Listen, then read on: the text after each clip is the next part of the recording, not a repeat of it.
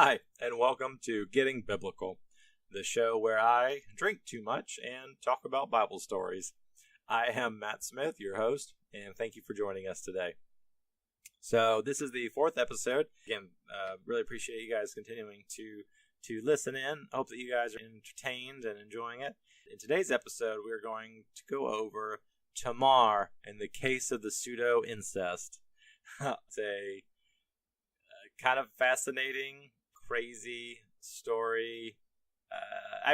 So Tamar's, of course, I mean, we're only 4 episodes in. The first now female of the Bible that we're gonna focus in on, and she's a badass in her own right. I really respect her for going after and getting what she wanted, or what she knew or thought she deserved, and going after it no matter what it took. There are some other females in the Bible that I think are they did more stuff. You know, they saved lives and they whatever. And Tamar was a little more smaller scope in what she did, but you know, fighting against the patriarchy and the established ways of the day. It's a cool story, and we'll get into it in a minute, and we'll get into it. So, but of course, this is the show where I drink too much, so let's talk about that. I was going through. I'm a little bit low on inventory in my home bar. I was trying to figure out what I wanted to drink for tonight's episode, so I kind of was bored with some of my options, and I kind of was looking through the back of my cupboards, and I stumbled upon, I don't even know when I bought it. I think it was like 3 or 4 years ago, to be honest with you. And I found this bottle of E&J Brandy. I believe it's like a under 15, like it's like a $12 bottle of brandy. It's a value. It's a value alcohol, but it's not bad. It's not bad. It's actually pretty smooth. It's good. You guys know me, I think, at this point from the long history of the 3 previous episodes you've listened to. But I'm normally a whiskey, Scotch, bourbon type guy. I love that family tree. And brandy, while it looks the same as those, the same caramel color, you know, it to the naked eye would seem the same. It's actually very different. I do like it though. I actually like it a lot. It's smooth, it's sweet, after dinner type beverage, which I'm at right now, so it fits in perfectly. It's also good to do neat like you would a whiskey or Scotch, but it's neat because so whereas whiskey and Scotch and that tree, they are made from grains. So the corn, barley, and that type of thing is the source kind of material, if you will, to create that. Whereas brandy, though, is none of those. Brandy actually comes from grapes or actually from wine. So it's, even though the end product looks very similar to each other, their ancestry, if you will, of where they came from is very different. And it's kind of cool. It's kind of, and if you are an expert on alcohol and things, you might cringe at my extreme oversimplification, but think of kind of whiskey. This is just for people that just don't know anything, just trying to wrap your head around it a little bit. Don't quote me at a bar or anything like that to people and try to sound cool. Whiskey and that whole family tree of that are kind of a little bit sort of like if you took a beer and then took it a next step further and distilled it and put it in barrels and aged it, whatever, and then did your thing, and then you would have a whiskey or Scotch or whatever, depending on what you started with and where in the world it was from. So, but imagine like a beer that's distilled and in oak barrels and all that kind of stuff. Whereas brandy is a wine that was distilled and then kept in oak barrels and all that type of thing. It's a neat process. I really think it's cool. I was reading into it, and I just think this is super neat and educational. I don't know if this is 100% true, but what I read was that brandy started because back in the day when they were shipping wine, the wine was the thing to be drinking everywhere. They were trying to cut costs, and they tried to kind of reduce, if you will, the wine, right? Try to take some of the water content of it out, try to and I think I believe that's what Brandy stands for, is Dutch for brandy wine or whatever, or something like that, which is a different word that means baked or there's another term I can't remember. But it's the idea, I think, was to take wine, reduce it. That way it's takes up less space, right? So you can ship more of it or ship it cheaper or whatever side of the coin you want to say. And then when it arrived at the bar or pub or wherever it was going from the ship, then they could just reintroduce that water to it, just like you would concentrated orange juice, right? You go in the frozen section and you grab a canister of that, you dump it in, you pour some water in, you shake it up, boom, there you go. Now you've got orange juice for much cheaper than I guess what it costs to get actual orange juice. Same type of idea is what the plan was, but when people got it, when it came to the point of putting in the water, they either forgot or they just did not do it, because you have now this reduction. So you've got this alcohol content that's now way higher, as I can imagine, than what the original wine was supposed to be. So why would you water it down? Let's get fucked up, right? And so they just started drinking it as it was. So just scooping out orange juice concentrate right from the little tube, and nope, this is what I want. This is great. Give me more of this. That's kind of how Brandy got started. Of course, they got better, and the Brandy we have today, I'm sure, is nothing like what that thing was. But that was the history of how it started, and I think it's super cool. A lot of people don't know that. Anyway, I think it's a neat story, and thank you for listening. Okay, so that's the alcohol portion of the show. Again, I'm drinking EJ Brandy. It's doing the job. I'm super into it right now, and not at all upset that I found it in the back of my cupboard, and I might buy more in the future. Again, we're not sponsored or anything, so this is all just me talking as I would a friend. So anyway, so let's get on to Bible stuff. That was the alcohol part. Let's talk about Bible stuff. Let's talk about Tamar and the case of pseudo-incest. So this happens in Genesis chapter 38. So this is right in the middle of the story of Joseph and the coat of many colors. If you're at all familiar with, the story, I mean, it's one of the kind of more famous stories in the Bible, Joseph and the coat of many colors. If you ever went to Sunday school or have any kind of history in the church, you probably heard it. You probably kind of know what that's about.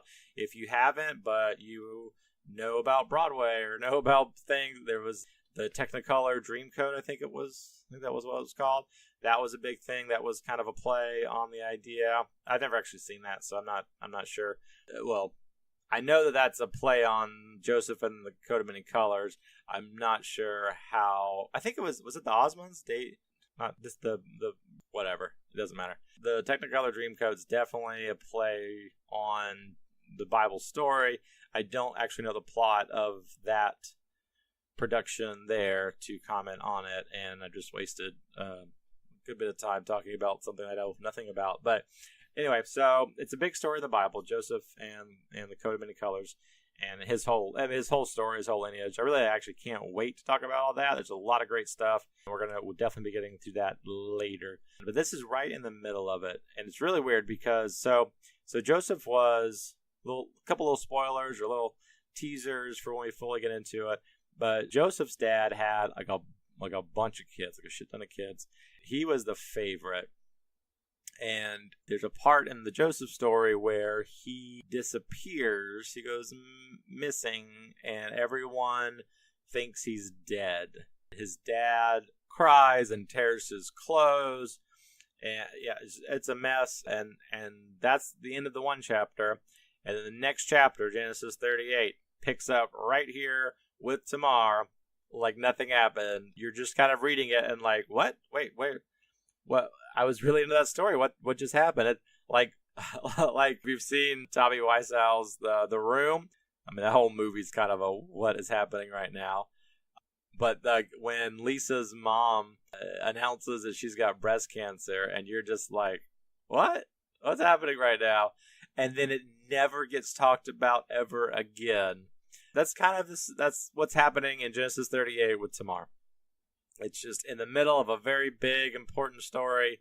We're not quite sure why it's there. Maybe at some point I'll do a big study and figure out if there's like a big lineage thing that she's a part of that I'm just not aware of at this moment. But it feels out of place, but it's also interesting as shit, and I want to talk about it. So anyway, without further ado, story of Tamar. So with Tamar, we start off again right after the last chapter. We ended up with Joseph disappearing, and we pick up here, and then we've got Joseph and that whole thing. So one of his older brothers, I told you he had a bunch of them.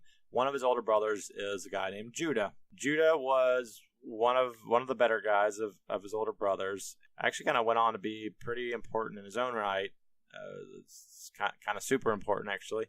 It's kind of curious that this is a story that revolves around him. Judah is, if you've ever heard of like the Lion of Judah, things like that, if you ever were exposed, this is that Judah. Let's get into the story of him a little. I mean, not the full story of him, but anyway. After Joseph disappears, and this will all make more sense later when we get to that part, but after he disappears, Judah leaves kind of his family and kind of does his own thing for a minute, and he goes off. He gets married to this Canaanite woman, and with her, he ends up having 3 sons. He's got his first son, his second son, Onan, and his third son, Shelah. So Onan, and Shelah. And he goes out and I mean, this is like, we're talking years, right? I mean, like 20 years, something like that at this point. That grows up and has become the appointed age that one is ready to have a wife. And Judah finds him a wife, and it is Tamar. He finds Tamar to marry and they get married. And they're married. And at that point, before they can have a kid or anything, God, for some reason, it doesn't say why, it doesn't say what he did, God gets mad at him and decides that is evil, kills him. He was wicked. He was wicked in the Lord's sight, so the Lord put him to death. And that's it. That's all it says. We don't know why. Maybe he was a total dick and he beat Tamar. I don't know. Or maybe he just didn't tithe correctly. I don't know what constituted him being wicked and God wanting to kill him, but that's what happened. And then from there, as per the customs of the day, because you couldn't just be a widow for no reason or whatever. So Judah tells Tamar, like, now you're going to go be with the second brother, Onan, and you guys are going to do it. And when you get pregnant, you will then, we'll all say and name and mark the baby as Er's to honor and create a lineage for since he died. But go ahead and start banging Onan. and she's like, all right, gotta do what you gotta do. Onan had absolutely no problem banging Tamar. He was into it. He was not, though, into having a kid for his brother and didn't want to have any part of that. I don't know. I'm assuming he was just also being a dick and didn't want to help support and raise a child. Maybe he just hated and knew his brother was wicked and Onan was slightly less wicked. I don't know. Either way, who knows? This is all conjecture. The moral of the story is he's like, he knows that when he pops out a kid, it's not going to actually even be his. Like it will. Like it's like genetically it'll be his. But he's like, no, my brother is going to get all the credit for it. And I don't want that to happen. So every time they were, how do I say it? At the end of their session with he and Tamar private time, at the end of it all, he would pull out and then jizz on the floor and not get her pregnant at all. And I guess like the first time it happened, maybe it was like an accident. They said it was an accident, and then it happened again and again. Apparently, he was not about having a kid for his brother, and the Lord, God saw him do that. I guess. Well, I'm not gonna dig deeper into that, but he knew he was doing it, knew what was happening, didn't like it, again thought he was wicked and killed him too. So now Judah's kind of freaking out because now he's 0 for 2 on sons, and them every time they sleep with this girl Tamar, they end up dead.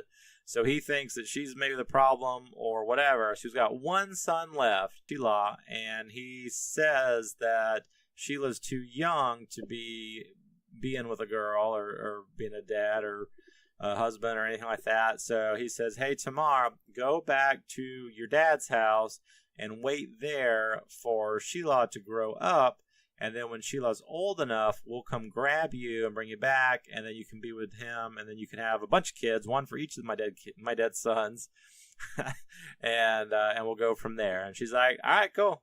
See y'all later.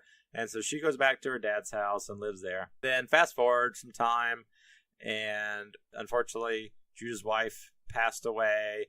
He was super sad, of course. And then after a while, and it does say a while, after he had recovered from his what they say grief, after he was sad, to overcome his sadness, he went on a little vacation, and he took his friend Hira.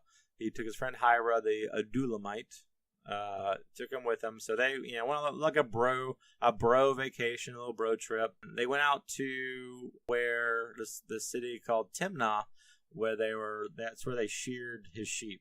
Judah had a bunch of sheep and everything. This is where he would go to let them shear them for him. So he goes on a little bro vacation. So they're on their way there. Word kind of got to Tamar that Judah was coming to her village, but also that he had no intention of giving her Shelah or giving her to Shelah or whatever, Shelah, or whatever, however you want to semantic say it. She's like, I guess it'd been long enough that she's like, yeah, that guy's old enough to be like a husband and have kids now. What's the deal? So she heard that he was coming, and she changed her clothes. I think it says it took off her like widow clothes. I don't know how long she'd been wearing widow clothes. Like it must have been a minute. So I mean, God bless her and sticking to her customs and all that. But she took all those off and then put on, I guess, some more like sexy stuff and like covered her face and went and sat out by like the gate to Timnah. And then as Judah came up, he saw her sitting out by the gate or wherever she was at, and he thought she was a prostitute because her face was covered. I guess that's how you know. He had no idea that she was his daughter-in-law or anything like that, but her face was still covered. So one, that helped him think that she was a prostitute, and two, her face was covered, so he didn't know who she was. So he's like, hey, let me hit that. She goes, okay, what are you going to give me? What's in it for me, right? And I guess they didn't have a big like table of fees for services rendered. So she's, what will you give me? What will you give me to sleep with you? And he says, I will give you a young goat from my flock. Goats are huge in the Bible if you haven't picked up on that already. He says, I'll give you a young goat from my flock. And she goes, okay, but how do I know? Well, you could just say that, and then we could sleep together, and then I'd never see the goat. Like, where's your goat now? I don't see no goat. You ain't got no goat. And she's like, I need something. I need you to give me something now so that to hold on to, like a consignment, like let me hold on to it now, and then when you give me the goat, I'll give you back your stuff. And, give me a pledge. And he said, okay, it sounds fair. What should I give you? And she said, oh, give me your seal, and I think that was like a ring, and your cord. It's either, I don't know if that was a ring or maybe like a wax like seal, like to say that it's you. I don't know. They didn't really use signatures or debit cards back then, so they would do, I don't know. She said, give me your seal and your staff, right? Give me all that. Give me all those stuff that are very, very you, right? So it's we know that it's his. And he's like, yeah, whatever. Like, I really want to sleep with you. So here's all my stuff. And they did it. They did the deed. She ended up becoming pregnant by him. He got her pregnant. One and done. Right off the bat. He didn't know it at the time. He had no idea. But that's just kind of a little spoiler for later. Then he left and she left. And she took off her, she got back to her house and she took off her veil and her sexy clothes. And she put back on her widow's clothes again. And went about her daily life like nothing had happened. But she got what she wanted. She was Finally pregnant. Then so finally so Judah gets back to his place or whatever. He sends a young goat with his friend. What was his name, like Hina or whatever? The Adulamite guy, right? So the guy, Hira, his bro for his vacation bro, and he sends him back with the goat to go meet with her so he can get his shit back, right? He's like, I need my staff, I need my sign or my ring or whatever. So this guy goes back to where she was at with the young goat to trade, and he's looking around for her. He doesn't see her anywhere. He's like, I don't, like, she was right here. And so he starts asking people, like, hey, where was that hoe that was right there? Where's the prostitute that was hanging out? And everyone nearby is like, we don't know what you're talking about. Like, there are no prostitutes around here. Like, and like we would know. No, like there's never been a prostitute here. We don't know what you're talking about. And so this poor guy, he's like, I brought this goat all the way here. I'm trying to help my friend out. He's like, I don't know what to do. So then he goes back to Judah, and he's like, I didn't find her, and I talked to people, and everybody said there's not any prostitutes here. I don't know what to do for you. And he's like, just let her go. Let her keep the stuff. That's payment. If we dig into it any deeper or we try to figure it out, it's just going to become embarrassing. And I'd rather just keep it like under the table. And like, it's fine. It's fine. Whatever. Right. So he lets it go, and that's it for a little bit. Right. And then 3 months later, and Judah gets word, he gets a message that his daughter, and they still, I guess considered his daughter-in-law, Tamar, was guilty of prostitution. And as a result, is now pregnant. Dun, dun, dun, dun. So he loses his shit and says, bring her out here. Or not out here, but bring her here. She lived back in a different city. But anyway, bring her here and have her burned to death. Like, excessive, right? So he says, bring her here and have her burned to death. And they went and grabbed her and they brought her back. Oh, as they're so they're bringing her back. They go and they grab her, but like while they're bringing her, because it takes some time, right? This isn't, they don't have cars, right? It takes a while. She sends a message like ahead of her, right? She sends a faster message than what she travels. Gives them like a care package, if you will. Gives them, a box. Before she even gets there, he goes, and it says, I am pregnant by the man who owns these things. Then P.S. or whatever. See if you recognize whose seal and cord and staff these are. And of course, he opens the box and he sees all the shit that he had given to her so many months previously, and it all comes back. And he says, I actually like this quote, she is more righteous than I, since I would not give her my son Shelah. And he did not sleep with her again. And that's the story. Like, they didn't burn her, they didn't do anything, they didn't harm her, they didn't do it. Like she had miracle of miracles, like, I guess, sort of. Like, it was some session they had, apparently, because she had twins from that session with Judah. They were named, I think I have it written down here, Perez. I guess he was Spanish. One was Perez, and then the other one was Zerah. And there's this whole like cutesy little story of like one like stuck his hand out, and they deemed that one like the oldest one, and they tied like a little red thread on his hand or something like that. And then when he like pulled his hand back into the womb, then the other baby like came out. So like, if you want to count like heads coming out or taking your first breath, the second, this one, Zerah was no, that was Perez. Perez was that one. Perez was actually kind of like the older one in that regard, but Zerah was the one that had the scarlet thread on his wrist, and his one, he stuck his fist out first, so I guess he won the title of the oldest. Anyway, so she had 2 kids, and I'm not sure what their history are. I have to look into that.